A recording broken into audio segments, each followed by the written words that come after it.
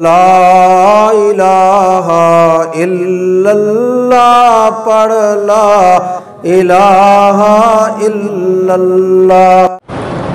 عالم میں قرآن کی تلاوت کرنے کی طرف پشت کر کے بیٹھ سکتے کوئی منع نہیں ہے۔ ادب اتنا ہے کہ قرآن پڑھنے والے کو بھی پشت نہ کرو اور داڑھی منڈا کے حرم کی گلیوں میں پھینک دو تاکہ قیامت میں مکہ مدینہ بھی گواہی دے۔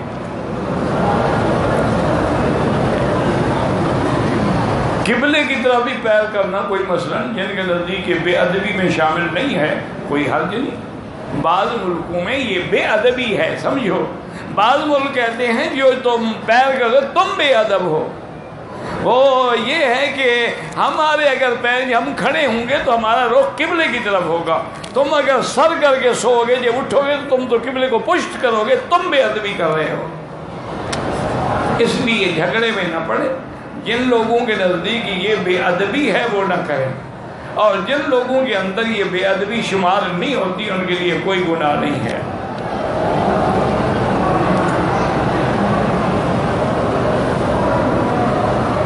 کہتا ہے جی کہ معذور بندہ حرم میں نماز کے لیے نہ آ سکے، کوئی اپنے گھر پڑھ لے، قریب کی مسجد میں پڑھ لے، اللہ اس کو اس کی تمنا پر انشاءاللہ ثواب دیں گے۔ اگر مسلمان خودکشی کرے، نماز پڑھنا جائز ہے۔ اگر کوئی آدمی بغیر احرام کے آئے ہیں تو عمرہ بھی کریں گے، دم بھی دیں گے۔ باقی خودکشی کرنے والا گناہگار تو ہے، کافر نہیں ہے کہ اس کا جنازہ نہ پڑھا جائے۔ ہاں البتہ علماء نے اتنا لکھا ہے کہ جو اس علاقے کے بڑے عالم ہیں علماء وہ نہ پڑھیں، تاکہ لوگوں کو احساس ہو کہ ایسا کام نہیں کرنا چاہیے کہ دیکھو عالم بھی جنازہ پڑھنے نہیں آئے۔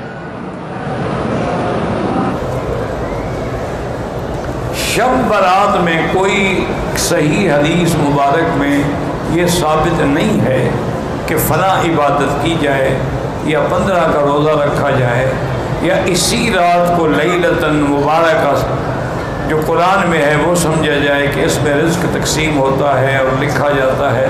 یہ تو لیلۃ القدر کے خصائص ہیں، لیکن بہت سارے علماء، محدثین، مجتہدین، اولیاء اللہ بہرحال اس رات میں خصوصی طور پہ عبادت کرتے ہیں۔ آپ بھی کریں، عمرہ کریں، طواف کریں، صفا نفل پڑھیں، قرآن پڑھیں، لیکن یہ رکھنا کہ اس میں سب کچھ تقسیم ہو رہا ہے اور یہ اللہ کا حکم ہے، یہ نہیں۔